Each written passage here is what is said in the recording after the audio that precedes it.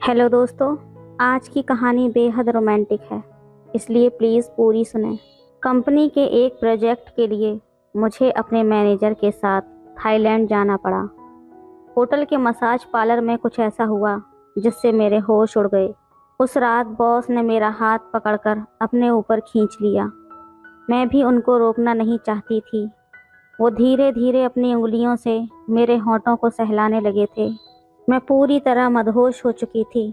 उस रात बॉस ने मुझे 3 बार हेलो दोस्तों, स्वागत है आप सभी का हमारी एक और रोमांचक कहानी में। उम्मीद करती हूँ आपको ये कहानी बेहद पसंद आएगी।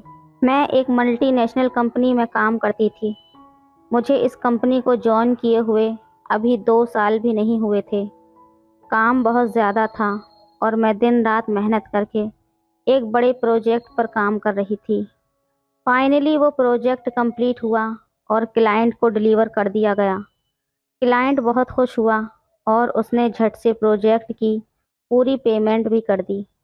इस प्रोजेक्ट के सक्सेसफुली कंप्लीट होने की खुशी में हमारी कंपनी की ओर से एक वीकेंड पार्टी का प्लान किया गया, लेकिन पार्टी एक 5 स्टार होटल में रखी गई थी। मुझे तो वहां जाना ही था क्योंकि मैं शुरू से ही इस प्रोजेक्ट को लीड कर रही थी। मेरे मैनेजर ने मुझे ख़ास तौर पर बुलाकर कहा था, पूजा, तुम्हारे बिना ये प्रोजेक्ट संभव नहीं था और मैं तुम्हारे काम से बहुत खुश हूँ। ऐसा समझ लो ये पार्टी सिर्फ तुम्हारे लिए ही रखी गई है। तुम्हें ज़रूर आना होगा। वहाँ पर मैं तुम्हें और भी सीनियर लोगों से भी मिलवाऊंगा जो तुम्हारे फ्यूचर के लिए अच्छे होंगे। मैंने कहा, thank you sir, I will be there. Jihan मेरा मैनेजर था। लंबा कद, गोरा, क्लीन शेव्ड, बहुत ही हैंडसम और सौम्य स्वभाव का था। उसका व्यक्तित्व हर किसी को उसकी ओर देखने पर मजबूर कर देता था। सुना है वो वाइस प्रेसिडेंट का बहुत ख़ास था। वो किसी भी नए प्रोजेक्ट के क्लाइंट मीटिंग में जिहान को ही भेजते थे। जिहान इसमें सफल रहता था, इसलिए मैनेजमेंट उससे बहुत खुश थी। मैंने अपने एक ऑफिस कलीग से पूछा कि वो भी पार्टी में आ रही है या नहीं, तो वो बोली, अरे जिहान ने बुलाया है और हम ना जाएं, ऐसा कैसे हो सकता है। जिहान बहुत ही मिलनसार और खुशमिजाज इंसान था। वो शादीशुदा नहीं है क्या? मैंने पूछा। एचआर वाली मैम तो कह रही थी कि शादीशुदा है, पर उसकी पत्नी कहीं और नौकरी करती है, सुना है। अक्सर यहाँ किसी न किसी नए कर्मचारी के साथ उसकी दोस्ती रहती है, लेकिन बंदे की पर्सनैलिटी में दम है। उसके साथ काम करने के लिए ऑफिस की कई लड़कियां तरसती हैं। क्या तेरा भी कोई चक्कर रहा है जिहान के साथ? मैंने मजाक में कहा। नहीं, ऐसा कुछ नहीं है। खैर ये सब बातें छोड़ और बता, तू आ रही है ना पार्टी में? 100% आ रही हूँ। पार्टी के लिए सैटरडे का दिन तय हुआ था। मैं सैटरडे की रात पार्टी में गई। मैंने पार्टी के लिए अलग से मेकअप नहीं किया था, बस वही जो नॉर्मल ऑफिस जाने के लिए करती थी। मैं नेवी ब्लू कलर की एक पार्टी वियर में थी और थोड़ी देर से पहुंची। मैंने देखा जिहान के आसपास 4-5 लड़कियां पहले से ही बैठी थीं। मुझे देखकर वो फौरन मेरे पास आकर बोला, वाह पूजा, तुम तो बहुत कमाल की लग रही हो। आओ हमारे साथ बैठो। जिहान मेरा हाथ पकड़कर मुझे वाइस प्रेसिडेंट के पास ले गया। उन्होंने मुझे देखकर कहा, यू आर लुकिंग ग्रेट। जिहान हमेशा तुम्हारी तारीफ करता है। तुम्हारी रिपोर्ट्स भी एक्सीलेंट हैं। मैंने उन्हें धन्यवाद कहा और फिर अपनी एक कलीग के साथ टेबल पर आ गई। जिहान भी वहीं पर आ गया। हॉल में हल्की हल्की रंगीन रोशनी थी और सॉफ्ट म्यूज़िक भी चल रहा था। कुछ स्नैक्स और ड्रिंक्स का दौर चल रहा था। जिहान ने मुझसे पूछा, तुम क्या लोगी? मैं कोल्ड ड्रिंक लूँगी। जिहान के साथ कुछ अन्य लड़कियां भी हंस पड़ीं। ओ कम ऑन, कम से कम बियर तो ले लो। देखो तुम्हारे सभी सहयोगी कुछ न कुछ ले ही रहे हैं। ये कहकर उसने मेरे गिलास में बियर डाली और फिर मेरे और सभी लड़कियों के साथ गिलास टकराकर चीयर्स कहने लगा। पहले तो मैंने 1-2 घूंट ही लिए, फिर धीरे धीरे आधा गटक गई। डांस के लिए फास्ट म्यूज़िक शुरू हुआ। जिहान मुझसे रिक्वेस्ट करके मेरा हाथ पकड़कर डांसिंग फ्लोर पर ले गया। पहले तो हम दोनों नॉर्मल थे, और आमने सामने खड़े होकर शेक कर रहे थे। फिर जिहान ने मेरी कमर को एक हाथ से पकड़कर कहा, लेट्स डांस पूजा, और फिर दूसरा हाथ मेरे कंधे पर रखकर मुझसे भी उसका हाथ पकड़ने को कहा। म्यूज़िक तो फास्ट था, फिर भी उसने मेरी आंखों में आंखें डालकर कहा, मुझे स्लो स्टेप्स ही अच्छे लगते हैं, इससे ज़्यादा देर तक नज़दीकियाँ बनी रहती हैं, कुछ मीठी बातें करने का मौका भी मिल जाता है और थकावट भी नहीं होती। मैं सिर्फ मुस्कुराकर रह गई। वो मेरे बहुत करीब था। मैं उसकी सांसें साफ साफ महसूस कर रही थी और शायद वो भी मेरी सांसें महसूस कर रहा था। उसने धीरे से कहा, पूजा, अभी तुम्हारी शादी नहीं हुई है ना? मैंने कहा, नहीं, शादी अभी नहीं हुई है, पर 7 महीने बाद होनी है।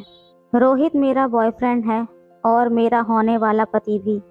अभी फ़िलहाल असाइनमेंट पर अमेरिका में है। वेरी गुड, ये कहकर उसने मेरे कंधे और गाल पर झूलते हुए बालों को अपने हाथ से पीछे हटा दिया। अरे ये सुंदर चेहरा छिपाने की चीज़ नहीं है। फिर उसने अपनी उंगली से मेरे गालों को छूकर होंठों को छूना चाहा तो मैंने नो कहकर उसे अलग हो गई। मुझे अपनी सहेली की बातें याद आ गई थीं। उसके बाद हम दोनों 2 महीने तक ऑफिस के सामान्य रूप से काम करते रहे। एक दिन जिहान ने कहा, हमें एक प्रोजेक्ट के लिए थाईलैंड जाना होगा। हमें मतलब मुझे भी? मैंने पूछा। बिल्कुल तुम्हें भी। नहीं जिहान, किसी और को साथ ले लो इस प्रोजेक्ट में। तुम ये ना समझना कि ये मेरा फैसला है, बॉस का आदेश है। तुम चाहो तो उनसे बात कर सकती हो। मैंने वाइस प्रेसिडेंट से भी रिक्वेस्ट की, पर उन्होंने कहा पूजा बाकी सभी अपने अपने प्रोजेक्ट में व्यस्त हैं। मैंने कोमल से भी कहा था, पर वो अपनी प्रेगनेंसी के चलते कहीं जाना नहीं चाहती। मेरे पास तुम्हारे सिवा और कोई विकल्प नहीं है। मैं जिहान के साथ थाईलैंड गई। वहाँ 1 हफ्ते का कार्यक्रम था। काफ़ी भाग दौड़ भरा सप्ताह रहा, मगर 1 सप्ताह में हमारा काम पूरा ना हो सका। अपना स्टे और 3 दिन के लिए बढ़ाना पड़ा। हम दोनों थक कर चूर हो गए थे। बीच में 2 दिन वीकेंड की छुट्टी थी। थाईलैंड के क्लाइंट ने कहा, इसी होटल में स्पा और मसाज की सुविधा है। अगर आप मसाज करवा लेंगे तो थकावट दूर हो जाएगी, और अगर आनंद लेना है तो कोह सुमई चले जाएं। मैं तो वहाँ जा चुका हूँ, तुम कहो तो चलते हैं, थोड़ा मूड चेंज हो जाएगा, जिहान ने कहा। हम दोनों थाईलैंड के कोह समुई बीच पर गए। थोड़े सैर सपाटे के बाद जिहान बोला, तुम होटल के मसाज पार्लर में जाकर फुल बॉडी मसाज ले लो, पूरी थकावट दूर हो जाएगी। मैं स्पा गई। स्पा मैनेजर ने पूछा, आपने अपॉइंटमेंट में थेरेपिस्ट की चॉइस नहीं बताई है। अभी पुरुष और महिला दोनों थेरेपिस्ट उपलब्ध हैं। अगर डीप प्रेशर मसाज चाहिए तो मेरे ख्याल से पुरुष थेरेपिस्ट बेहतर होगा। वैसे आपकी मर्ज़ी, मैंने महिला थेरेपिस्ट के लिए कहा और मसाज रूम में चली गई। वहाँ का माहौल बहुत ही खुशनुमा था। पहले तो मुझे ग्रीन टी पीने को मिली। कैंडल लाइट की धीमी रोशनी थी, जिससे लेवेंडर की भीनी भीनी खुशबू आ रही थी। लाइट म्यूज़िक बज रहा था। थेरेपिस्ट ने मुझे कपड़े खोलने को कहा, फिर मेरे बदन को एक हरे सॉफ्ट लिनेन से कवर कर पैरों से मसाज शुरू की। वो बीच बीच में धीरे धीरे मुझे सुकून देने वाली बातें कर रही थी। करीब 2 घंटे तक वो मेरी मसाज करती रही। महिला थेरेपिस्ट होने से मैं भी सहज थी और उसे भी मेरे अंगों को छूने में कोई संकोच नहीं था। उसके हाथों, खासकर उंगलियों के स्पर्श में एक जादू था और एक अजीब सा एहसास भी। मसाज खत्म होने के बाद थेरेपिस्ट ने कहा, मसाज हो गई, और बीच की अस्थाई पार्टीशन वॉल हटा दी। मैंने अभी पूरी ड्रेस भी नहीं पहनी थी कि देखा दूसरे चैम्बर में जिहान की भी मसाज पूरी हो चुकी थी। वो भी अभी पूरे कपड़े नहीं पहन पाया था। हम दोनों पार्लर से निकले। मुझे अभी तक बिना पिए मदहोशी लग रही थी। जिहान मेरा हाथ पकड़कर अपने रूम में ले गया। मैं भी मदहोश सी उसके साथ चल पड़ी। उसने रूम में घुसते ही लाइट ऑफ कर दी। जिहान मुझसे सटकर खड़ा था। उसने मेरी कमर में हाथ डालकर अपनी तरफ खींच लिया और मैं उसे रोकना भी नहीं चाहती थी। वो अपनी उंगली से मेरे होठों को सहला रहा था। मैं भी उसके सीने से लग गई थी। फिर उसने मुझे किस किया तो ऐसा लगा सारे बदन में करंट दौड़ गया। उसने मुझे बेड पर लेटा दिया और कहा, जस्ट 2 मिनट्स, मैं वॉशरूम से अभी आया। जिहान ने अपनी पैंट खोलकर बेड के पास सोफे पर रख दी थी और टॉवल लपेटकर बाथरूम में गया। मैंने देखा कि पैंट की बैक पॉकेट से उसका पर्स निकलकर बाहर गिर गया था और खुल भी गया था। मैंने लाइट ऑन करके उसका पर्स उठाया। पर्स में एक औरत और एक बच्चे की तस्वीर लगी हुई थी। मैंने उस फोटो को नज़दीक से देखा और मुझे उस औरत को पहचानने में कोई दिक्कत नहीं हुई। मैंने मन ही मन में सोचा, ये तो मेरी संजना दीदी है। कॉलेज के दिनों में जब मैं फ्रेशर थी, सीनियर लड़के और लड़कियां मुझे रैगिंग कर परेशान कर रहे थे, तब मैं रोने लगी थी। तभी संजना दीदी ने आकर उन सभी को डांट लगाई थी और सस्पेंड करा देने की चेतावनी दी थी। संजना दीदी बीएससी फाइनल में थी। इसके बाद उन्होंने मेरे पढ़ाई में भी काफ़ी मदद की थी। तभी से उनके प्रति मेरे दिल में सम्मान था। आज एक बार फिर संजना दीदी स्वयं तो यहाँ नहीं थी, लेकिन उनकी फ़ोटो ने मुझे गलत रास्ते पर जाने से बचा लिया था। मेरी मदहोशी अब बिल्कुल गायब हो चुकी थी। जिहान बाथरूम से निकलकर बेड पर आया तो मैं उठकर खड़ी हो गई। उसने मुझे बेड पर बैठने को कहा। लाइट क्यों ऑन कर दी? अभी तो कुछ एंजॉय किया ही नहीं। ये आपकी पत्नी और बेटा है? मैंने पूछा। हाँ, तो क्या हुआ? वो दूसरे शहर में नौकरी कर रही है। नहीं, वो मेरी संजना दीदी है। मैं गलती करने से बच गई। इतना कहकर मैं उसके कमरे से निकल गई। जहाँ एक तरफ मुझे आत्मग्लानि हो रही थी, वहीं दूसरी ओर साफ बच निकलने का सुकून भी था। वरना मैं तो जिंदगी भर संजना दीदी से आंख नहीं मिला पाती। हालांकि जिहान ने कभी मेरे साथ कोई ज़बरदस्ती करने की कोशिश नहीं की थी। इसके बाद 3 दिन और हम दोनों थाईलैंड में साथ रहे, बिल्कुल प्रोफेशनल की तरह, अपने अपने काम से मतलब। चौथे दिन मैं और जिहान भारत लौट आए। मैंने संजना दीदी का पता लगाया और उन्हें फ़ोन किया। मैंने कहा, संजना दीदी, मैं पूजा बोल रही हूँ। आपने मुझे पहचाना कॉलेज में? आपने मुझे रैगिंग से बचाया था। ओह पूजा, तुम कहाँ हो आजकल और कैसी हो? कॉलेज के बाद तो हमारा संपर्क ही टूट गया था। मैं यहीं जिहान की जूनियर हूँ। आप यहीं क्यों नहीं नौकरी कर रही हैं? मैं भी इसके लिए कोशिश कर रही हूँ।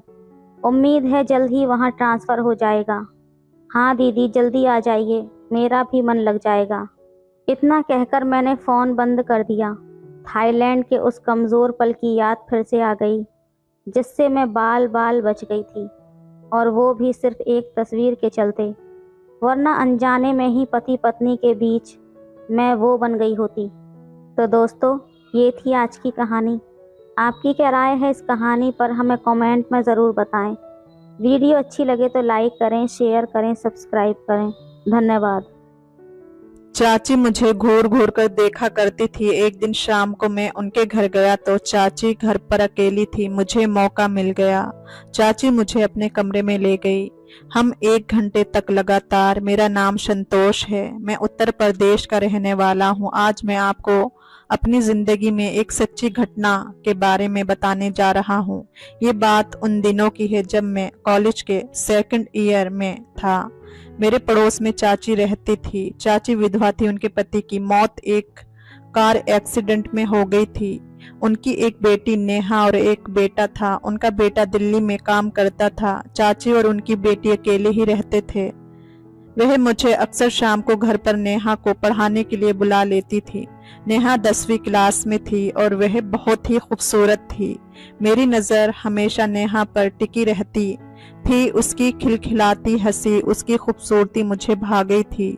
मैं उसकी पहली पसंद बनना चाहता था। एक दिन ऐसे ही मैं उसको पढ़ाने के लिए गया हुआ था। गलती से मेरा मोबाइल उन्हीं के घर पर छूट गया। मैं अपने घर आ गया था। कुछ देर बाद मेरी माँ के फ़ोन पर चाची का फ़ोन आया चाची मेरी माँ से कहने लगी कि संतोष अपना फोन यहीं पर भूल गया है। मेरी माँ से चाची की बात होती रहती थी। चाची ने माँ से कहा संतोष को घर भेज दीजिए, वह आकर अपना फोन ले जाएगा। माँ मुझे मेरी लापरवाही के लिए डांटने लगी। फिर मुझे नेहा के घर से फोन लाने के लिए कहा। जब मैं उनके घर पर अपना फोन वापस लेने के लिए पहुंचा तो नेहा की माँ अपने आप ही मुस्कुरा रही थी। मेरे हाथ में फोन देते हुए बोली, संतोष तुमने अपने फोन में मूवी तो बहुत अच्छी रखी है। मेरे फोन में बहुत सारी फिल्में थी, लेकिन चाची कौन सी फिल्म की बात कर रही थी ये मुझे पता नहीं चल रहा था। फिर इस बात को सुनिश्चित करने के लिए मैं अनजान बनकर उनसे पूछा, चाची आप कौन सी मूवी की बात कर रही हो? मेरे फोन में तो बहुत सारी मूवी है। वह मुस्कुराकर बोली, वो वाली। चाची मैं समझा नहीं, ज्यादा भोला मत बन, तेरी माँ को बताऊंगी तो सब याद आ जाएगा तुझे। मैंने तुरंत बात को संभालने की कोशिश करते हुए कहा, नहीं चाची आप गलत समझ रही हैं, मैं अपने फोन में कोई भी गलत फिल्म नहीं रखता। आप माँ से कुछ मत कहना, मैं ये सब डिलीट कर दूंगा। चाची बोली, डरो नहीं, कुछ नहीं कहूंगी तेरी मम्मी को, मैं तो मजाक कर रही थी। अच्छा ये बताओ तुम्हारी कोई गर्लफ्रेंड है? मैंने कहा नहीं चाची अभी तक तो कोई नहीं। आप मोबाइल दे दो। मेरा मोबाइल मेरे हाथ में देते हुए बोली, फोन में लॉक लगा कर रखो। मैंने कहा ठीक है चाची। फिर मैं अपना मोबाइल लेकर घर आ गया। रात का खाना खाने के बाद सोने लगा तो नींद नहीं आ रही थी। मेरे दिमाग में मैं चाची की बातें ही घूम रही थी। उस दिन के बाद से चाची ने मुझे घूरना शुरू कर दिया। कभी छत पर तो कभी गली में, कभी अपने घर बहाने से बुलाती, कभी मुझे छूने की कोशिश करती। ऐसे ही एक दिन जब मैं शाम को उनके घर नेहा को पढ़ाने आया तो मैंने देखा कि चाची अकेली थी। मैंने पूछा, चाची नेहा कहाँ है? चाची बोली, वो अपने मामा के यहाँ चली गई। मैं हैरानी से पूछा, कब? चाची बोली, आज सुबह ही तो निकली है, रात में उसके मामा आ गए थे, उसका भी मन कर गया और सुबह में उनके साथ ही निकल गई। मैंने कहा ठीक है चाची, जब वह है ही नहीं तो फिर मैं जाऊं? वह बोली, आ ही गए हो तो बैठ जाओ, चाय बनाऊंगी, तुम भी पी लेना एक कप मेरे साथ। मैं बोला ओके। वह चाय बनाने चली गई और मैं टीवी देखने लगा। चाची घर में अकेली थी तो मैंने सोच लिया कि यहाँ ज्यादा रुकने में कोई फायदा नहीं है। फिर चाची चाय बनाकर लाई। जब वह मुझे कप पकड़ाने लगी तो उन्होंने मेरे हाथ भी पकड़ लिया। वह बोली, बहुत मुलायम हाथ है तुम्हारा, तुम तो मर्द हो, मर्दों का हाथ तो एकदम कड़क होता है। उनकी ऐसी बातें सुनकर मैं थोड़ा घबराने लगा और मुस्कुराकर मेरे साथ बैठ गई। मेरे पास बैठकर बोली, आज मुझे बाजार जाना है, क्या तुम मेरे साथ चलोगे? मैंने कहा चाची मुझे कुछ काम है इसलिए मुझे अभी घर जाना होगा। वह बोली, कोई बात नहीं, जो काम है वह कर लो, जब फ्री हो जाओगे तो आ जाना। मैंने कहा ठीक है। मैंने अपना चाय का कप टेबल पर रखा और मैं खड़ा हो गया। अच्छा तो चाची ठीक है, मैं चलता हूँ, जब मुझे टाइम मिलेगा तो मैं आ जाऊंगा। मैं बहाना करके वहां से रफू चक्कर हो गया। अपने घर जाकर चाची के बारे में सोचने लगा, आखिर चाची मुझसे चाहती क्या है? इस तरह की हरकतें मेरे साथ आखिर क्यों कर रही है? मैं तो उनके बेटे जैसा हूँ। फिर मैंने सोचा, अरे संतोष कहीं तुझे कोई गलत फहमी तो नहीं हुई? वह तो मुझसे सिर्फ अच्छे से बात करती है, मैं पता नहीं क्या गलत मतलब निकाल रहा हूँ। मैं कश्मकश में था कि अचानक मेरे कमरे में माँ आई और मुझे बाजार के लिए कोई काम बता दिया। कहने लगी, घर का कुछ सामान खत्म हो रहा है, जल्दी से तुम बाजार से मुझे सामान लाकर दे दो। मैंने कहा ठीक है माँ, मैं अभी जाता हूँ। अचानक ही चाची का फोन माँ के मोबाइल पर आ गया। चाची कहने लगी, मुझे बाजार में कुछ काम है, क्या आप संतोष को भेज सकती हो? इतने में ही माँ बोली, हाँ संतोष बाजार ही तो जा रहा है, तुम चाहो तो उसके साथ चली जाओ। चाची और माँ की बातें सुनकर मेरा तो सर चकराने लगा। मैं चाची के साथ जाना नहीं चाहता था, लेकिन माँ के कहने पर मुझे मजबूरन जाना पड़ा। मैं अपनी बाइक लेकर चाची के गेट पर गया।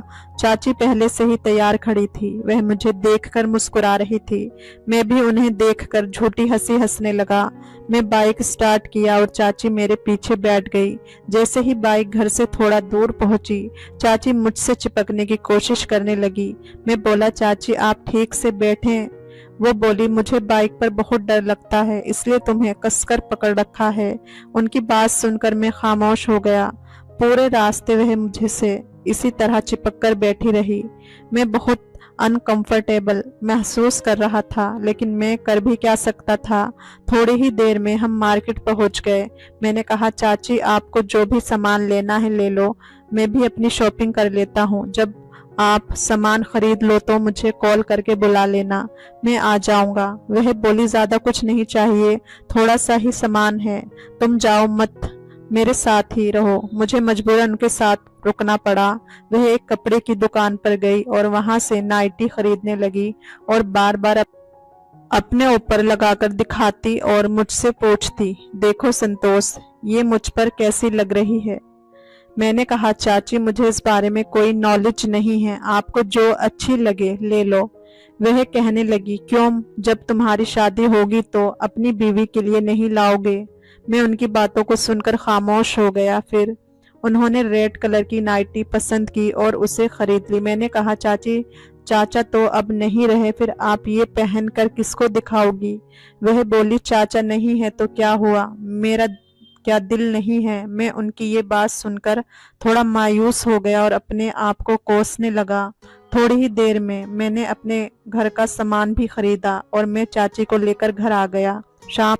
शाम हो चुकी थी। माँ ने शाम का खाना भी तैयार कर लिया था। मैं खाना खाया और अपने कमरे में चला गया। अचानक चाची का फोन आया और वह बोली, संतोष क्या तुम घर आ सकते हो। मैंने बहाना बनाया, चाची मैं अभी खाना नहीं खाया हूँ और मैं अभी बहुत थका हुआ हूँ, मुझे बहुत नींद आ रही है, अगर कोई ज़रूरी काम नहीं है तो मैं कल आ जाऊँगा। वह बोली, कोई बात नहीं, तुम थक गए हो, आराम कर लो, कल आ जाना। मैं लेटते हुए चाची की बेटी नेहा के बारे में सोचने लगा। वह मुझे बहुत पसंद थी, शायद मैं उससे प्यार करने लगा था। मैं अपने मन ही मन में सोचने लगा कि नेहा जब अपने मामा के घर से आएगी तो मैं उससे सब कुछ बता दूंगा कि मैं उसे कितना प्यार करता हूँ। पता नहीं उसका जवाब क्या होगा।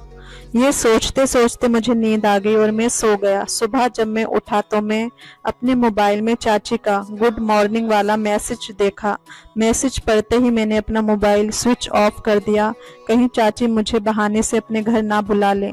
मैं चाची से बहुत ज़्यादा कतराने लगा था। मैं अपने बिस्तर से उठकर बाथरूम में नहाने चला गया। नहाने के बाद मैं तैयार होकर दोस्तों से मिलने का प्लान करने लगा। जैसे ही अपने दोस्त को फ़ोन करने के लिए मोबाइल ऑन किया, चाची का 10 से 12 मिस कॉल था। मैं जल्दी से अपने दोस्त को फ़ोन किया और फिर से दोबारा फ़ोन ऑफ करके अपनी जेब में डाल दिया। मैं अपने दोस्त के साथ सिनेमा हॉल फिल्म देखने चला गया। फिल्म देखकर जब घर वापस आया तो माँ मुझे डांटने लगी। फिर बोली, मोबाइल क्यों ऑफ किया हुआ था, मैं कितनी बार कॉल की, तुझे पता नहीं कहाँ दिमाग रहता है तेरा। मैंने कहा, माँ शायद मेरे मोबाइल की बैटरी खत्म हो गई होगी, आपको कुछ काम था मुझसे। माँ बोली, मुझे कोई काम नहीं है। नेहा की माँ, तुम्हारी चाची तुम्हें बुला रही है, उसने कई बार मुझे कॉल किया, इसलिए मैं तुम्हें बार बार कॉल कर रही थी। मैंने अपनी माँ से बहाना बनाया कि माँ मैं बहुत थक गया हूँ, मुझे नींद आ रही है, मैं सोने जा रहा हूँ। मेरी माँ कहने लगी, एक बार उनके घर जाकर पूछ तो क्या बात पता तेरी चाची को कोई ज़रूरी काम तो नहीं। मैं बोला, कल चला जाऊँगा माँ, अब मुझे सोना है। मेरी माँ मुझे समझाते हुए बोली, बेटा उनके पति नहीं है और बेटा भी बहुत दूर रहता है और उनकी बेटी भी अपने मामा के घर गई हुई है, वह बेचारी अकेली है, एक बार जाकर पूछ तो ले, शायद कोई ज़रूरी काम हो। मुझे अपनी माँ के आगे झुकना पड़ा और मैं चाची के घर चला गया। जैसे ही मैं चाची के घर की डोर बेल बजाई, चाची ने जल्दी से आकर दरवाज़ा खोला। उन्हें देखकर तो मैं हक्का बक्का रह गया। वह उसी रेड कलर की नाइटी को पहने हुए खड़ी थी और कहने लगी, अंदर आओ संतोष, मैं तुम्हारी ही इंतजार कर रही थी, तुमने अपना फोन क्यों स्विच ऑफ किया था। मैं बोला, चाची मेरे मोबाइल की बैटरी खत्म हो गई थी। उन्होंने मुझे बैठने को कहा और मैं सोफे पर बैठते हुए बोला, चाची आपको कोई ज़रूरी काम था मुझसे। वह बोली, नहीं मुझे तो कोई काम नहीं है, बस मैं थोड़ी बोर हो रही थी इसलिए तुम्हें बुला रही थी। मैं बोला, अगर आप बोर हो रही थी तो मेरी माँ को बुला लेती। मेरा क्या काम आपके पास? वह बोली, क्या तुम मेरे साथ एक कप चाय नहीं पी सकते? मैंने कहा, ठीक है, पी लूंगा। वह थोड़ी ही देर में 2 कप चाय बनाकर ले आई। मैं चाय का कप उठाकर धीरे धीरे अपनी चाय खत्म की। चाय पीने के बाद मुझे अजीब सा नशा होने लगा और मैं गहरी नींद में चला गया। कुछ देर बाद जब मैं नींद से जागा तो चाची बाथरूम से नहाकर निकल रही थी। मुझे बहुत अजीब सा महसूस हो रहा था और मेरा पूरा बदन टूट रहा था। मैं बोला, चाची मैं कब से सोया हुआ हूँ। उन्होंने कहा, तुम्हें 3 घंटे हो गए। मैं बोला, तो फिर आपने मुझे उठाया क्यों नहीं? वह कहने लगी, तुम सोते हुए बहुत अच्छे लगते हो, इसलिए मैंने जगाना ठीक नहीं समझा। चाची मेरे पास आकर बैठ गई और मेरा हाथ पकड़कर बोली कि संतोष, तुम मुझे बहुत पसंद हो। मैं उनका हाथ झटक दिया और उठकर खड़ा हो गया। मैं गुस्से में उनसे बोला, चाची आप ये सब क्या बकवास कर रही हो? वह बोली, बकवास नहीं है, मैं सच में तुम्हें बहुत पसंद करती हूँ। मैंने कहा, चाची आप हद से ज्यादा बढ़ रही हैं। आप मेरी माँ के समान हैं, आप ऐसा सोच भी कैसे सकती हैं? इतना कहकर मैं गुस्से से अपने घर वापस आ गया और अपने कमरे में जाकर लेट गया। मेरा पूरा बदन दुख रहा था। मैं समझ नहीं पा रहा था आखिर मेरे साथ हुआ क्या। मेरी माँ कमरे में आई और मुझसे कहने लगी, इतनी देर क्यों लगाई तूने? मैं कब से तेरा इंतजार कर रही थी। पहले तो चाची के घर जाने का नाम नहीं ले रहा था और जब गया तो वहीं बस गया। चल जल्दी से खाना खा ले। मैंने माँ से कहा, माँ मुझे भूख नहीं है। मेरी भूख और प्यास सब उड़ चुकी थी। मैं बिना खाना खाए ही रात को सो गया। सुबह को जब मैं उठा तो मोबाइल में चाची का मैसेज आया हुआ था। उस मैसेज को देखकर जी तो चाह रहा था कि अपने फोन को ही तोड़ दूं। अचानक माँ की आवाज आई, कहा, चल जल्दी नाश्ता कर ले, तूने रात को भी कुछ नहीं खाया। मैंने कहा, माँ मुझे भूख नहीं है, जब भूख लगेगी तो खा लूंगा। इतना कहकर मेरी माँ वापस चली गई। चाची ने मेरे फोन पर एक फोटो भेजा जिसमें मैं और चाची थे। फिर उन्होंने फोन किया और कहने लगी, अगर 10 मिनट में तुम मेरे घर नहीं आए तो ये फोटो मैं तुम्हारी माँ को भेज दूंगी। मैं बुरी तरह कांपने लगा। मुझे मजबूरन चाची के घर जाना पड़ा। मैं चाची से कहा, चाची आपने कल मुझे क्या खिलाया था चाय में मिलाकर? वह कहने लगी, कुछ भी तो नहीं। मैंने कहा, तो फिर ये फोटो आपने कब ली थी? वह हंसने लगी और कहने लगी, जैसा मैं कहूंगी अब तुम वैसा ही करोगे। अगर मेरी बात नहीं मानी तो मैं ये फोटो तुम्हारी माँ को दिखा दूंगी। मैं बोला, चाची आप मुझे ब्लैकमेल कर रही हो। वह बोली, तुम्हें जो समझना है समझो। तुम तो मेरी फीलिंग को समझ नहीं रहे थे, लेकिन अब तुम वही करोगे जो मैं कहूंगी। मैंने कहा, कभी नहीं, आपको जो करना है वह करो, मैं तुम्हारी बात नहीं मानूंगा। मैं तुम्हारी हरकत के बारे में तुम्हारी बेटी नेहा को बताऊंगा। इतना कहकर मैं अपने घर आ गया। अगले दिन नेहा भी अपने मामा के घर से आ गई थी। मैंने सब कुछ नेहा को सच सच बताने का फैसला कर लिया। मैं जानता था कि अगर उसने मेरी बात पर यकीन नहीं किया तो वह मुझसे जिंदगी भर नफरत करेगी, लेकिन मैं नेहा से बहुत प्यार करता था और मैं उसे उसकी माँ का असली चेहरा दिखाना चाहता था। मैंने नेहा को फोन किया और उसे मिलने के लिए एक पार्क में बुलाया। थोड़ी ही देर में वह आ गई। उसके आते ही मैंने उसे सब कुछ सच सच बता दिया और फिर उसे वह फोटो भी दिखाई जो उसकी माँ ने मेरे साथ खींची थी। पहले तो नेहा मेरी बात पर यकीन नहीं किया, लेकिन जब फोटो ध्यान से देखा तो उसमें मैं बेहोशी के हाल में पड़ा हुआ था। वह समझ गई कि शायद यह उसकी माँ की करतूत है। वह कहने लगी, संतोष मैं बहुत शर्मिंदा हूँ अपनी माँ की इस हरकत की वजह से। मैं आपसे माफी मांगती हूँ। मैंने कहा, माफी मांगने की जरूरत नहीं है, तुमने मेरी बात का यकीन किया, वही मेरे लिए सब कुछ है। इतना सुनकर वह जाने लगी। मैंने जल्दी से उसका हाथ पकड़ा और उसे रोक लिया। मैंने उससे कहा, नेहा, मैं तुमसे बहुत प्यार करता हूँ। वह थोड़ी शर्माई और फिर मुझसे कहने लगी, मैं भी तुमसे बहुत प्यार करती हूँ, लेकिन कहने से डरती थी। उसके बाद नेहा बोली, हमें जल्दी ही शादी कर लेनी चाहिए, क्योंकि अब मैं अपनी माँ के साथ और ज्यादा नहीं रह सकती। मुझे उस औरत से नफरत हो गई है। इतना सुनकर मैं नेहा को अपने गले से लगा लिया और फिर हमने जल्द ही शादी कर ली। दोस्तों, कहानी आपको जरा भी पसंद आई हो तो लाइक, शेयर और चैनल को सब्सक्राइब जरूर से कर लीजिए। फिर मिलेंगे एक नई और कहानी में। मेरा नाम रानी है और ये मेरी दूसरी शादी है। मेरे पहले पति ने मुझे तलाक दे दिया था, तब मेरी उम्र बहुत कम थी। उस समय मेरी उम्र सिर्फ 22 साल थी। तब मेरे माता पिता ने मेरी दूसरी शादी 30 साल के आदमी से करा दी थी, क्योंकि मेरे लिए दूसरा वर मिलना मुश्किल था। मेरे पति मुझसे उम्र में बहुत बड़े हैं और अक्सर काम में व्यस्त रहते हैं। जब वो घर आते तो तबीयत का बोल के जल्दी सो जाते हैं। उनके होने के बावजूद मुझे वह सुख नहीं मिल रहा था जिसकी मैं हकदार थी। मैं रात भर उनके प्यार के लिए तड़पती रहती थी, लेकिन मेरे पति मुझे वह खुशी नहीं दे पा रहे थे। मेरे पास पैसों की कोई कमी नहीं थी। हमारे घर में सारी सुख सुविधाएं थी, लेकिन मुझे पति का प्यार नहीं मिल रहा था। हर औरत की तरह मुझे भी अपने पति से प्यार की जरूरत थी। मैं दिन भर घर में आराम करती थी, क्योंकि घर का काम करने के लिए मेरे पति ने एक नौकर रखा हुआ था। एक दिन जब हमारे नौकर बीमार पड़ गया तो उसने अपने युवा बेटे को कुछ दिनों के लिए काम पर भेज दिया। अगले ही दिन उसका बेटा घर आया और जब मैंने उसे देखा तो मैं उसे देखती रह गई। वह इतना खूबसूरत था कि मुझे यकीन ही नहीं हो रहा था कि वह एक नौकर का बेटा है। उसका गोरा रंग और नीली आंखें देखकर ऐसा लग रहा था जैसे वह कोई फिल्मी हीरो हो।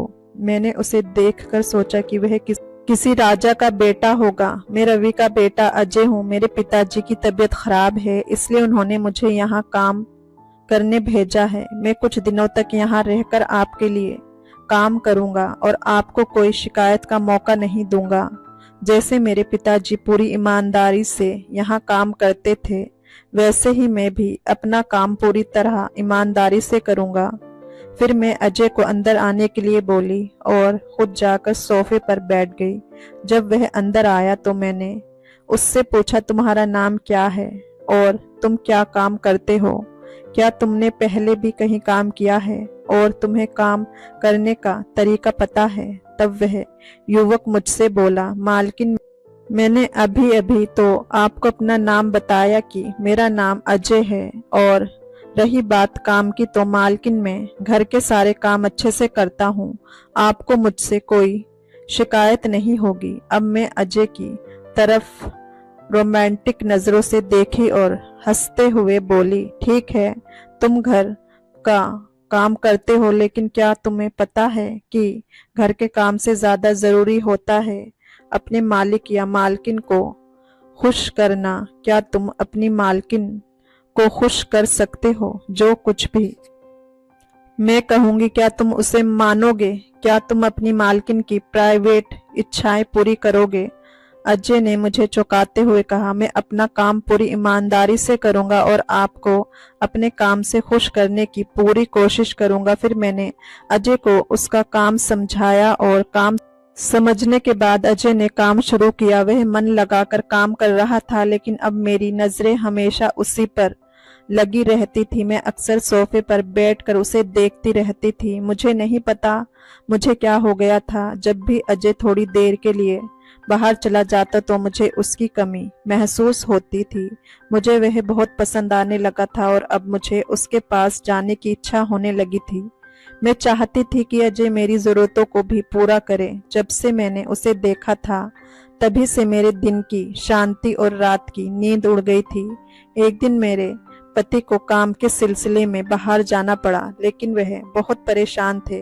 मैंने उनसे उनकी परेशानी का कारण पूछा तो उन्होंने मुझे बताया कि पहले जब भी मैं किसी काम के लिए बाहर जाता था तो रवि तुम्हारे पास होते थे, इसलिए मुझे कोई चिंता नहीं रहती थी। रवि का नाम सुनते ही मैंने अपने पति से कहा, कोई बात नहीं, रवि नहीं है तो अजय तो है, ना, आप बेफिक्र होकर अपने काम के लिए जाएं और मेरी बिल्कुल भी चिंता मत कीजिए। मैं यहाँ आराम से रहूंगी। अजय भी हमारा नौकर है ना, और वह भी अपना काम पूरी ईमानदारी से कर रहा है। वह भी मेरी अच्छी तरह से देखभाल करेगा। आपको किस बात की चिंता है, और मैं अपनी देखभाल खुद भी कर लूंगी। फिर मेरे पति ने अजय को उसका काम समझाया और मुझे छोड़कर कहीं भी न जाने की हिदायत दी, और फिर वह अपने काम के लिए दूसरे शहर चले गए। अब पति के जाने के बाद मैं आराम से कमरे में बैठकर मोबाइल पर टीवी वीडियो देख रही थी, लेकिन आज मुझे मोबाइल पर वैसी वीडियो देखने का मन नहीं था, क्योंकि मैं रोज वैसी वीडियो देखती थी और आज मुझे वह सब असल में करना था। मेरी 2 शादियां हो चुकी थी, लेकिन मैं अब तक वह सब नहीं की थी। अब जब से मैंने अजय को देखा था, तब से मेरी इच्छाएं बढ़ गई थी। मैं बार बार अजय की ओर आकर्षित हो रही थी। मैं कमरे में आराम कर रही थी, लेकिन मुझे उस चीज की तड़प हो रही थी जिसकी मुझे बहुत ज्यादा चाहत थी, और अब वह मौका भी मेरे सामने था। लेकिन मैं और कितनी देर तक रुक सकती थी? मुझे समझ नहीं आ रहा था कि अजय को अपनी तरफ कैसे आकर्षित करूं, क्योंकि वह केवल अपने काम में बिजी था। अब मुझे उसके साथ कुछ करना था, इसलिए मैं उसके सामने बहुत तंग कपड़े पहनने लगी थी, लेकिन उसने फिर भी मेरी तरफ ध्यान नहीं दिया।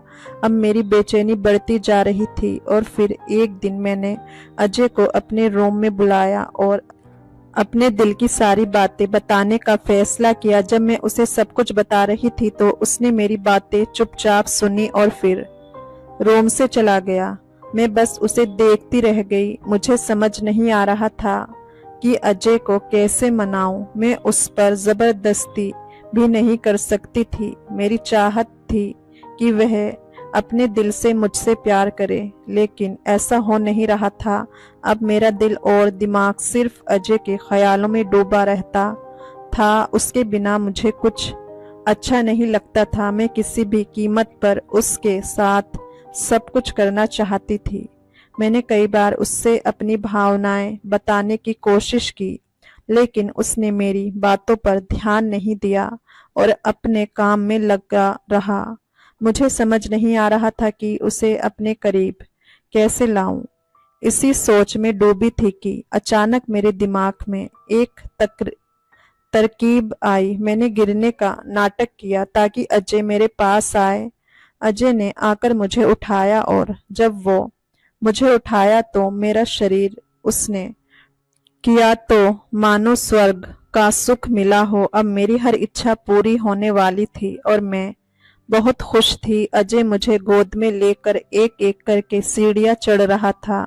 मैं अपना सर उसके कंधे पर रखकर बस उसे देख रही थी, लेकिन उसकी ओर देखकर मुझे ऐसा लगा कि शायद अब उसे भी मैं पसंद आने लगी हूँ। अजय मुझे जल्दी से कमरे में लेकर आया और मुझे बिस्तर पर लिटा दिया। उसने मुझे बिस्तर पर लिटाया, लेकिन मुझे उसके दूर जाने के डर से मैं घबरा गई। मैंने जल्दी से उसका शर्ट पकड़कर उसे अपनी ओर खींचा और बोली, अजय, मुझे छोड़कर मत जाओ। मैं तुम्हारे बिना नहीं रह सकती। तुमसे दूर होने पर मुझे कितनी तकलीफ होती है। क्या तुम्हें मेरी तकलीफ दिखाई नहीं देती? लेकिन इस बार भी उसने मेरी बातों पर कोई ध्यान नहीं दिया। वह बस इतना बोला, मालकिन आप आराम करो, मैं अभी डॉक्टर को बुलाता हूँ। ये कहकर वह कमरे से बाहर चला गया। करीब 1 घंटे बाद अजय घर वापस आया और उसके साथ एक लेडीज डॉक्टर भी थी। डॉक्टर ने मुझे चेक किया और बोली, आपको सिर्फ थोड़ा चोट लगी है, बाकी सब ठीक है। मैं आपको 3 दिन की दवा लिख देती हूँ, आप इसे लेकर आराम करिए। कुछ दिनों में आप ठीक हो जाएंगी। डॉक्टर ने मुझे दवाइयाँ दी और चली गई। उसके बाद मैं अजय से पूछी, ये डॉक्टर लड़की कौन है? तब अजय ने कहा, मालकिन ये मेरी पत्नी है और ये आपकी बहुत अच्छी तरह से देखभाल करेगी। आपको किसी भी प्रकार की तकलीफ नहीं होगी, आप बस आराम करिए। फिर उसने अपनी पत्नी से कहा, मालकिन की अच्छी तरह से देखभाल करना। उन्हें चलने में तकलीफ है, उन्हें बाथरूम में ले जाने में मदद करना और उनका हर काम करना। मैं आश्चर्य से अजय को देख रही थी। फिर अजय मुझसे कहने लगा, मालकिन, इस घर में ना तो मालिक है और ना ही कोई महिला, आपकी देखभाल करने के लिए कोई नहीं था, इसलिए मैंने अपनी पत्नी को यहाँ बुलाया ताकि वह आपकी देखभाल कर सके। इसके बाद अजय ने अपनी पत्नी से कहा कि मेरे लिए गर्म पानी तैयार करो। अजय की पत्नी जब चली गई तो अजय ने मुझसे कहा, मालकिन, हम गरीब लोग हैं, लेकिन हम अपनी सीमाओं में कैसे रहना है ये अच्छे से पता है। मैं एक शादीशुदा आदमी हूँ और अपनी पत्नी को कभी धोखा नहीं दे सकता। आप बड़े लोग हैं और आपको दूसरों को धोखा देने की आदत होती है। ये कहकर अजय यहाँ से चला गया। उसके बाद अजय की पत्नी मेरी देखभाल करने लगी। अजय घर का काम करता और उसकी पत्नी मेरी देखभाल करती। दोस्तों, उम्मीद करती हूँ ये कहानी आपको पसंद आई होगी। पसंद आई हो तो लाइक, शेयर, कमेंट और चैनल को सब्सक्राइब जरूर से करें। हम फिर मिलेंगे एक नई दिलचस्प कहानी में। धन्यवाद।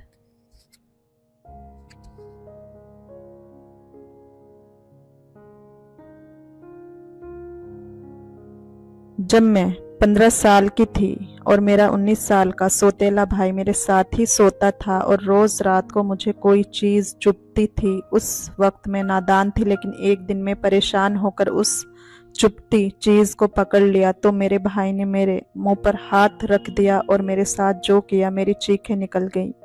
मेरा नाम सिमरन है और मैं एक हॉस्पिटल में काम करती हूँ। मैं अब 24 साल की हो चुकी हूँ और बचपन में हुए एक घटना से मेरी जिंदगी पूरी तरीके से बदल चुकी है। हॉस्पिटल में मेरी नाइट ड्यूटी लगी हुई है। मैं शाम 7 बजे काम पर आ जाती हूँ और सुबह के 7 बजे घर चली जाती हूँ। एक दिन हॉस्पिटल में एक पेशेंट आया जिसकी देख रेख की जिम्मेदारी मुझे दी गई। जब मैं उस पेशेंट के पास गई तो उसे देखकर मेरी आंखें फटी की फटी रह गई। डर के मारे वक्त मानो थम सा गया। मैं जल्दी से मास्क पहन के अपना चेहरा छुपा लिया और यही उम्मीद कर रही थी कि वह पेशेंट मुझे पहचान ना पाए। ऐसे भी ये पेशेंट मुझे नहीं पहचान पाएगा क्योंकि वह मुझे तब पहचानता था जब मैं 15 साल की थी। एक नर्स ने बताया कि वह किसी के साथ मारपीट करते हुए घायल हुआ है और मैं मन ही मन यही दुआ मांगने लगी कि वह मर जाए। लेकिन किसी पेशेंट के लिए ऐसी दुआ नहीं मांगनी चाहिए। जब वह सोता था तो मुझे लगता था कोई ऐसा इंजेक्शन दे दूं कि वह मर जाए, लेकिन मैं ऐसा गंदा काम नहीं कर सकती थी, मेरी नौकरी चली जाएगी। वह पेशेंट जब थोड़ा ठीक हुआ तो मेरी तरफ अजीब नजरों से देखने लगा। मैं अपना चेहरा और बाल छुपा कर रखती थी पर वह मेरी आंखों में घूरता रहता था जैसे कि कुछ याद करने की कोशिश कर रहा है और मैं यही दुआ मांगती कि वो मुझे पहचान न पाए, क्योंकि मेरी जिंदगी का दर्दनाक हादसा वहीं से शुरू हुआ था और उसके बाद मैं एक के बाद एक ठोकरें खाती रही। कुछ दिनों में वह लड़का डिस्चार्ज हो गया। मैं भेस बदलकर उसका पीछा करने लगी। मैं उसके बारे में पता लगाना चाहती थी कि वह कहाँ रहता है और किसके साथ रहता है, क्योंकि वह लड़का कोई और नहीं बल्कि मेरा सौतेला भाई था। जब मैं 13 साल की थी तो मम्मी पापा और मैं एक साथ सुखी परिवार थे, लेकिन तभी एक दिन हमारे पड़ोस में उषा आंटी और उसका बेटा रहने आया। उषा आंटी एक विधवा थी। वे अक्सर हमारे घर पर आ जाती थी और मेरी माँ से उनकी अच्छी दोस्ती हो गई थी, लेकिन उस वक्त क्या पता था कि ये औरत और उसका बेटा हमारी जिंदगी पूरी तरीके से नर्क बना देंगे। एक दिन मेरी माँ को बहुत बुखार आ गया और वह बिस्तर पर पड़ गई। बहुत इलाज कराने के बाद भी समझ नहीं आ रहा था कि उन्हें क्या हुआ है। मोहल्ले की एक औरत ने कहा कि जरूर ये उषा आपको कुछ मिलाकर खिलाती है। वह अच्छी औरत नहीं है, उसको आपके पति के साथ कई बार बात करते हुए देखा है।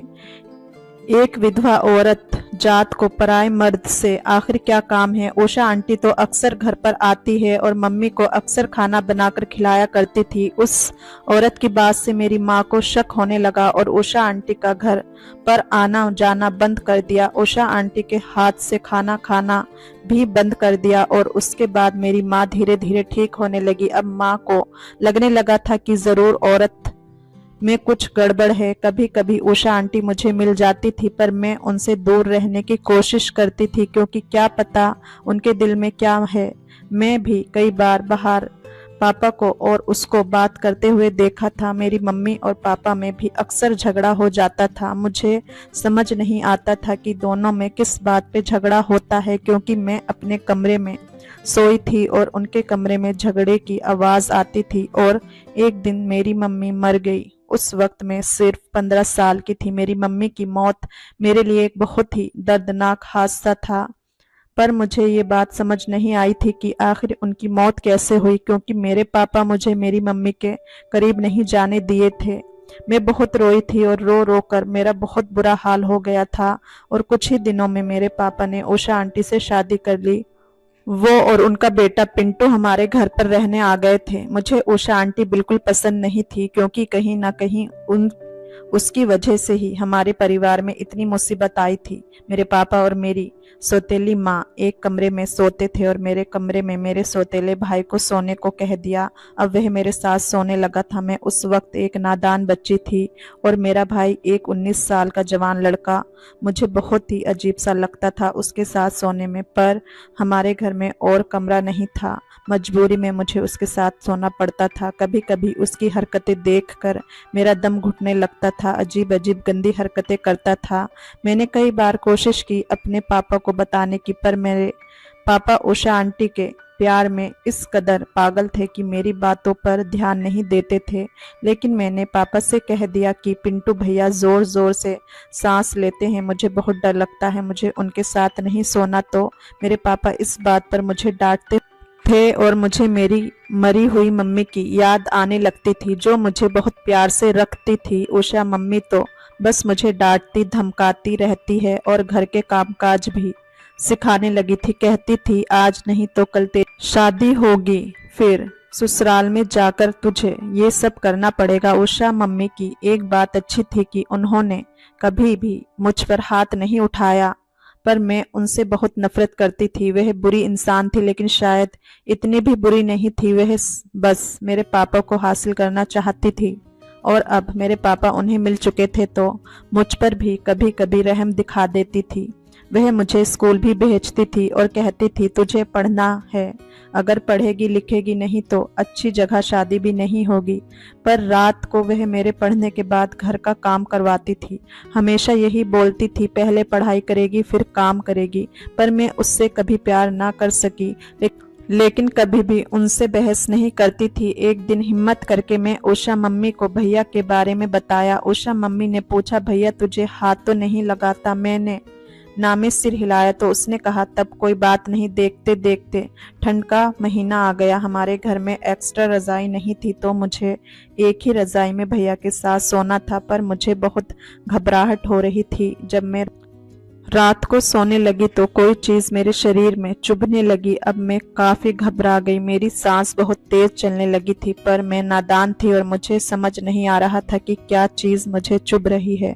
मेरे साथ मेरा भाई ठीक से बात नहीं करता था, मुझे हर वक्त धमकाता रहता। मम्मी पापा के सामने तो सही रहता था, पर अकेले में मुझ पर हमेशा चढ़ता था। एक दिन सुबह में लंगड़ा लंगड़ा कर चल रही थी तो उषा मम्मी ने ये देखा तो मुझे अलग से बुलाकर पूछने लगी कि क्या बात है, तुम ऐसे क्यों चल रही हो? मैंने कहा मेरे पेट और कमर में बहुत दर्द हो रहा है।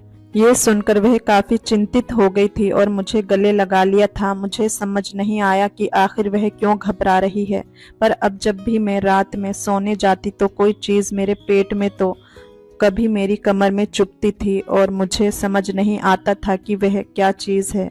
मैं काफ़ी घबरा जाती थी और बिल्कुल पसीने पसीने हो जाती थी। सुबह उठती तो मैं घबराई हुई रहती थी। उषा मम्मी मेरे ऊपर नज़र बनाए हुए थी और वह अक्सर मेरी तबीयत के बारे में पूछती रहती थी। एक दो बार तो वह मुझे लेडी डॉक्टर के पास भी लेकर गई और मेरा चेकअप करवाया था। मुझे आजकल उनके चेहरे पर परेशानी नजर आने लगी थी, पर उन्होंने इस बारे में मुझे या पापा से कुछ नहीं बोला था। वह मुझसे तरह तरह के सवाल पूछती रहती थी। किसी ने तुझे हाथ तो नहीं लगाया? अगर कोई हाथ लगाया तो मुझे बताना। मेरी तबीयत दिन ब दिन खराब होती जा रही थी और मैं कमज़ोर होती जा रही थी।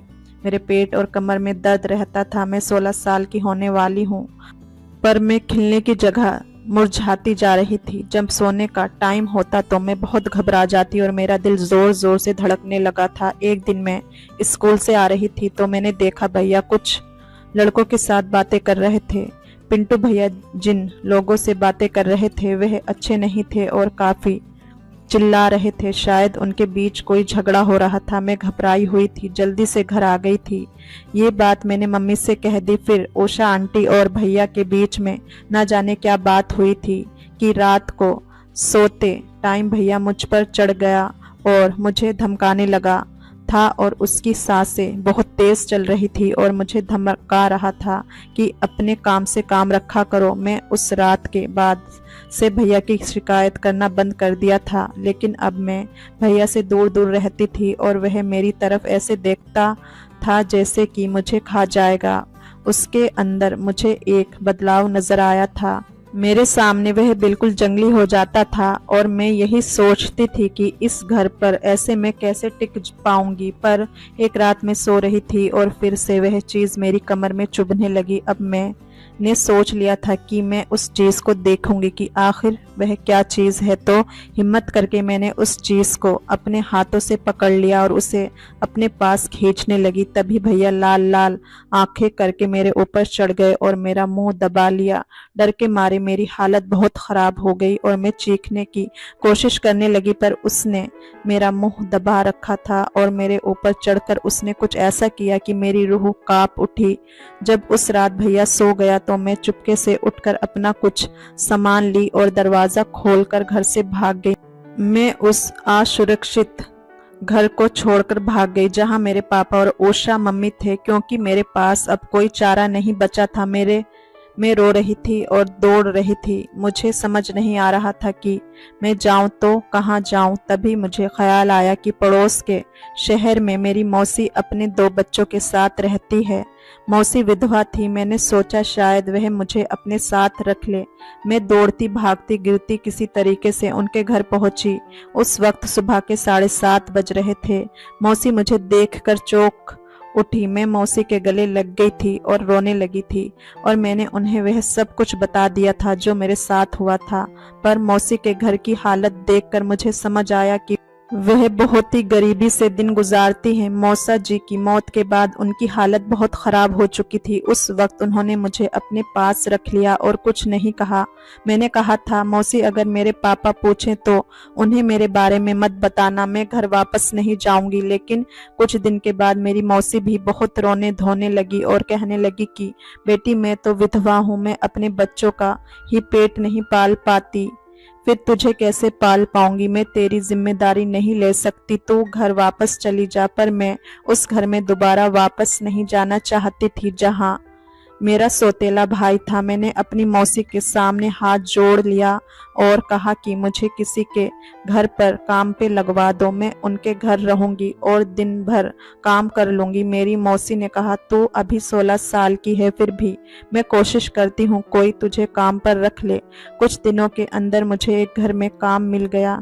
वह एक नर्स और डॉक्टर का घर था। उसने कहा था कि तुम अभी 18 साल की नहीं हुई हो, इसलिए कोई पूछे तो कहना तुम रिश्तेदार हो। उन्होंने मेरा एडमिशन सरकारी स्कूल में करवा दिया था और कहा था कि तुम्हें 10वीं तक पढ़ाई करनी पड़ेगी।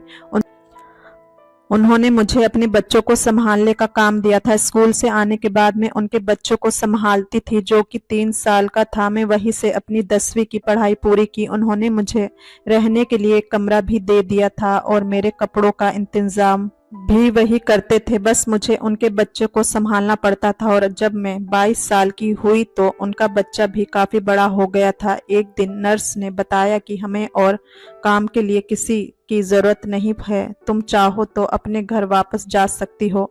घर का नाम सुनकर मैं रोने लगी तो उस नर्स ने पूछा कि क्यों रो रही हो, क्या बात है। तो मैंने सब कुछ बता दिया था जो मेरे घर पर हुआ था। नर्स ने मुझे हॉस्पिटल में आया के काम में लगा दिया और मैं ने एक छोटा सा कमरा भी किराए पर ले लिया। मेरी जिंदगी में सब कुछ ठीक चल रहा था और मैं आगे बढ़ रही थी कि तभी मेरा अतीत मेरे सामने आ गया। मैं अपने सौतेले भाई का पीछा करने लगी थी। उसका पीछा करते करते मैं उसके घर तक पहुंच गई। मेरा सौतेला भाई थोड़ी देर घर पर रहा, फिर बाहर कहीं निकल गया। मौका देखकर मैं कमरे के अंदर गई। वहां देखा मेरी मम्मी पापा बैठकर चाय पी रहे थे। मुझे अपने सामने देखकर उनकी आंखें फटी की फटी रह गई। उषा मम्मी तो तुरंत उठकर मुझे अपने गले से लगा लिया और कहा, बेटा तू कहाँ चली गई थी? हमने तुझे कितना ढूंढा पर तू हमें नहीं मिली। मेरे पापा की आंखों में आंसू आ गए थे, लेकिन तभी अचानक कुछ ऐसा हुआ कि मेरी रूह कांप गई। मेरा सौतेला भाई कमरे के अंदर आ गया था। जब उसने मुझे देखा तो कहा, तू वही आया है ना जो मुझे हॉस्पिटल में मिली थी? मेरी सौतेली बहन, मेरी हालत बहुत ख़राब थी, लेकिन फिर मैंने हिम्मत करके मम्मी पापा से कहा कि मैं भैया की वजह से ही घर से भागी थी, क्योंकि जब मैं और भैया एक रज़ाई में सोते थे तो कोई चीज़ मुझे चुभती थी। एक दिन हिम्मत करके मैंने जब वह चुभती हुई चीज़ को पकड़ लिया और अपनी और खींचा तो मेरा दिल दहल उठा, क्योंकि वह उसकी बंदूक थी। जब मुझे अपने भाई का राज पता चला तो उसने मेरे ऊपर चढ़कर मेरा मुंह दबा दिया था और कहा था कि मम्मी पापा को इस बारे में बताएगी तो तेरा भी वही हाल करूंगा जो तेरी माँ का किया था, गोली मार कर तेरी जान ले लूंगा। ये बात सुनकर मेरे पापा उठ खड़े हुए और कहने लगे, तुमने मेरी पत्नी को मारा था? पर क्यों? मैं तो यही समझता था कि उसे चोरों ने गोली मारी थी। उसने कहा, उन्हें रास्ते से हटाने के लिए मारा था ताकि आप मेरी मम्मी से शादी कर लो। मेरी मम्मी आपसे बहुत प्यार करती थी, पर आपने उन्हें ठुकरा दिया था और बार बार उन्हें यही समझाते थे कि आप उनसे नहीं बल्कि मीना से प्यार करते हैं। ये सुनकर मेरी आंखें नम हो गई। मेरे पापा मेरी मम्मी से ही प्यार करते थे, वह उषा आंटी से प्यार नहीं करते थे। भाई ने कहा, इसलिए मैंने उन्हें मारने के लिए उनके खाने में एक दवा मिला दी थी जिससे कि वह बीमार हो गई थी। लेकिन फिर मीना नहीं मरी, मेरी माँ का आना जाना बंद कर दिया, जिससे कि मैं वह दवाई जाके उनके खाने में नहीं मिला सका। उषा मम्मी ये बात सुनकर हैरत में पड़ गई और कहा, तूने उनके खाने में दवाई मिलाया और जब तेरा काम नहीं बना तो उसे गोली मार दी? क्यों किया तूने ये सब कुछ? उसने कहा, मैंने आपके लिए किया क्योंकि मुझे पता था कि आप अकेली हो और दूसरी शादी करना चाहती हो। उषा रोने लगी और कहा कि मैं तेरी अच्छे से परवरिश नहीं कर पाई। देख सिमरन एक आया बन गई, जबकि उसे घर का आराम तक नसीब नहीं हुआ और तू एक गुंडा और वो जान बचाती है तो जान लेता है। हमारे घर से अभी के अभी निकल जा और दोबारा कभी यहाँ कदम मत रखना। तुझमें जरा भी शर्म है तो अपना गुनाह कबूल कर ले, अपने आप को पुलिस के हवाले कर दे। मेरा भाई गुस्से से घर से चला गया, पर उसने अपने आप को पुलिस के हवाले नहीं किया बल्कि शहर छोड़कर कहीं भाग गया। मैं उसके बाद से मम्मी पापा के साथ ही रहने लगी थी और आया का काम करती थी। मैं उषा मम्मी को हमेशा गलत समझती रही, लेकिन मेरी सौतेली माँ तो अच्छी इंसान थी। उन्होंने मुझे बहुत प्यार दिया और मेरी अच्छे घर में शादी करवा दी। दोस्तों, कहानी जरा भी पसंद आई हो तो लाइक, शेयर और चैनल को सब्सक्राइब जरूर से करें। धन्यवाद। शीतल 21 साल की जवान और खूबसूरत लड़की थी। शीतल 2 भाई बहन थे। पहले उसका बड़ा भाई था राज, जो 25 साल का जवान लड़का था। फिर शीतल थी। एक दिन गांव से शीतल के दादा की मौत की खबर आई। ये सुनते ही शीतल की मम्मी पापा ने फैसला किया कि दोनों बहन और भाई को घर पर ही छोड़ दें ताकि घर खाली ना रहे। शीतल ने अपनी माँ से कहा कि बड़े भाई को ही घर पर रहने दो और मुझे भी साथ ले चलो, मगर मम्मी ने ये कहकर शीतल को ले जाने से मना कर दिया कि बेटी, तेरा एग्जाम होने वाला है और तुम्हारे भाई की भी। तुम दोनों साथ में घर पर ही रहो और एग्ज़ाम की तैयारी करो। हमें तो गांव में बहुत दिन लग जाएंगे क्योंकि वहाँ हमारे सारे रिश्तेदार आए होंगे। काश उसकी मम्मी और पापा उस दिन उसे गांव ले गए होते तो शायद ऐसा दिन ना आता और आज इतना बड़ा कदम नहीं उठाती। अब आप भी सोच रहे होंगे कि ऐसा क्या हुआ जो शीतल ने इतनी गंदी गंदी हरकत की। हुआ ये कि शीतल की 12वीं की परीक्षा सर पर थी और बड़ा भाई एमए की परीक्षा की तैयारी में लगा हुआ था। माँ बाप ने दोनों को घर पर छोड़ दिया और खुद गांव के लिए निकल गए। अब शीतल भी अपनी परीक्षा की तैयारी में बिजी हो गई और भाई तो वैसे भी कमरे में घंटों अपनी परीक्षा की तैयारी करता रहता था। पर माँ की जगह शीतल की अब ड्यूटी हो गई थी कि वह बड़े भाई के लिए खाना बनाकर तैयार करे। पहले तो घर के सारे काम माँ ही करती थी। अभी मम्मी और पापा को गए सिर्फ 5 से 6 दिन ही हुए थे कि एक दिन की बात है, राज घर आया और अपने रूम का दरवाजा खोला और किसी को रूम में बैठाकर सीधा किचन में आया। शीतल अपने कमरे में बैठकर पढ़ाई कर रही थी कि किचन से जब बर्तन की आवाज आई तो वह किचन में गई तो उसने देखा भाई किचन में खाने की प्लेट निकाल रहा है। शीतल ने अपने बड़े भाई को खाना निकालते हुए देखा तो बोली, भाई लाइए मैं निकाल देती हूँ। राज बोला ठीक है और ये कहकर वह अपने रूम में चला गया और अंदर से कुंडी बंद कर ली। मैंने खाना प्लेट में लगाकर तैयार कर दिया और अपने भाई के रूम की तरफ खाना लेकर चली गई। शीतल ने बाहर से दरवाजा खटखटाया तो राज ने दरवाजा खोला और खाने की प्लेट ले ली। शीतल खाना देकर मुड़ ही रही थी कि उसकी नज़र भाई के कमरे में पड़ी। उसको ऐसा महसूस हुआ कि कमरे में अंदर कोई लड़की है। ये देखकर शीतल चौंक गई, पर अपने भाई को उसने महसूस नहीं होने दिया और राज का वैसे भी ध्यान सिर्फ और सिर्फ खाने पर ही था। और जैसे ही उसने शीतल के हाथ से खाना लिया, शीतल तिरछी नजरों से कमरे में झांक कर देख रही थी और राज उसके जाने का इंतजार कर रहा था।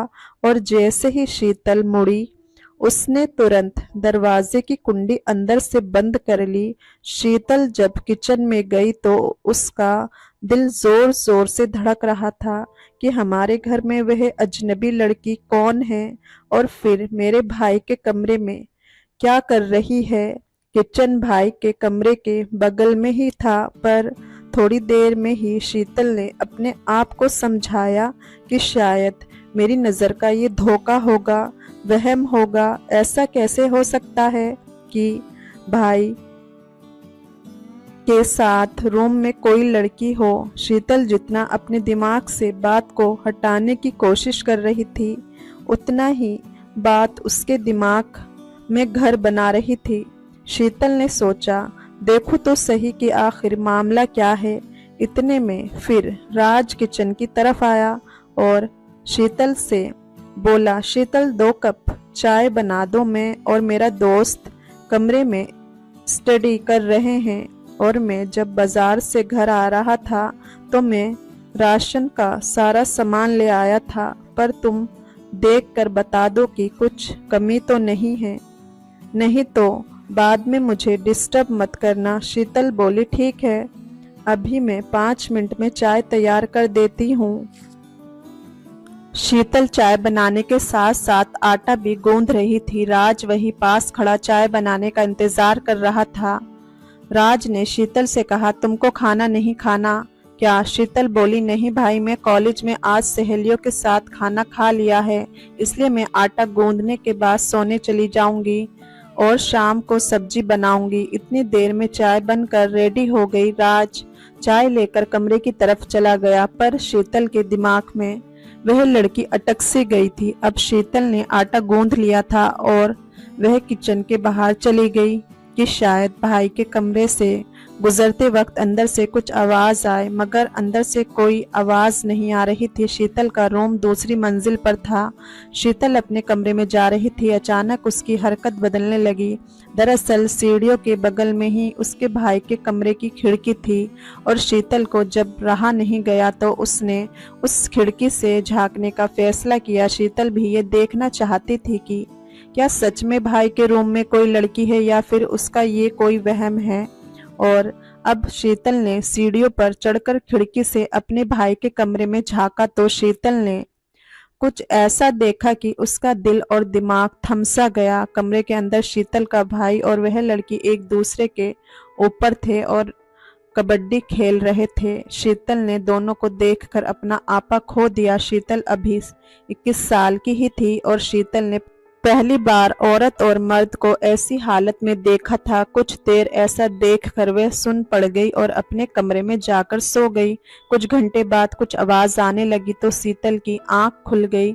जब वह कमरे से बाहर आकर उसने देखा वह आवाज नहीं बल्कि टेलीफोन की घंटी बज रही थी। शीतल ने नींद में ही फोन उठा लिया। शीतल फोन पर कुछ बोलती उससे पहले उधर से लड़की की आवाज आई और लड़की कहने लगी, राज, मुझे आपकी बहुत याद आ रही है। ये सुनते ही शीतल समझ गई कि ये वही लड़की है जो सुबह मेरे भाई के कमरे में थी और वह घर जाने के बाद उससे फोन पर बात करने की कोशिश में है।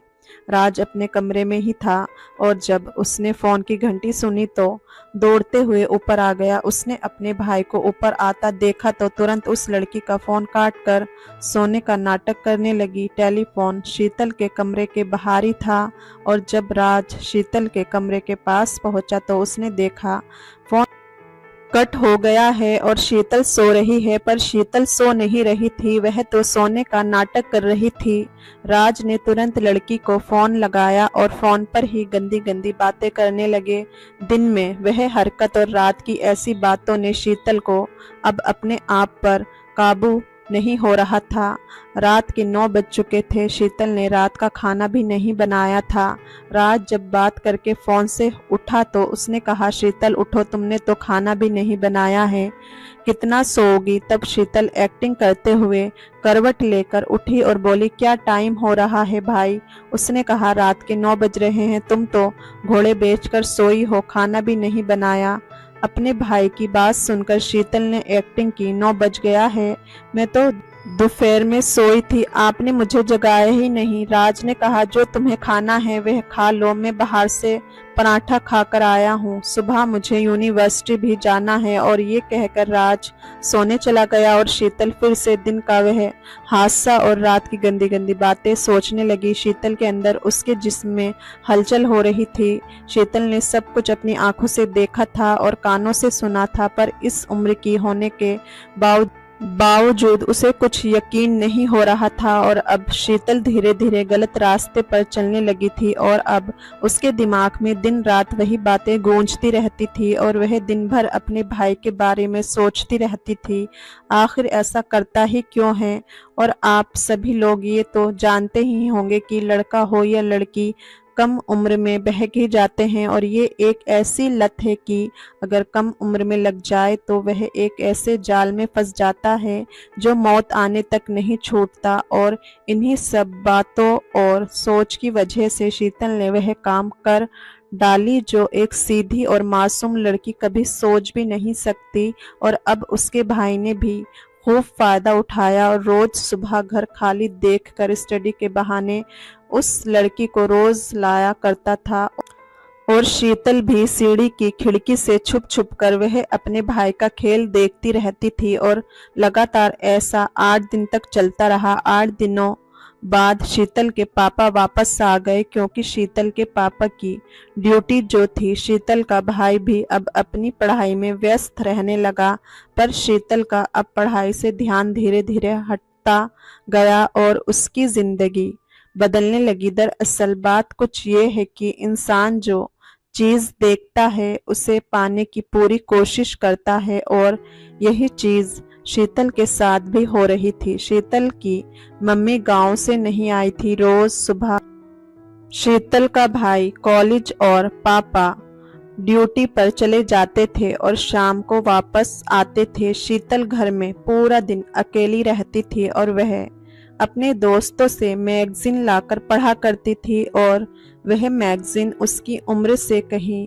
ज़्यादा रंगीन थी, क्योंकि शीतल की जो उम्र थी उस उम्र में उसे वह मैगजीन नहीं पढ़नी चाहिए थी। पर शीतल ने अब अपना सारा समय इन्हीं सब चीज़ों में बिताना शुरू कर दिया और अब शीतल की तबाही का रास्ता खुल गया था। शीतल अपनी उम्र से ज़्यादा सेहतमंद और हसीन थी।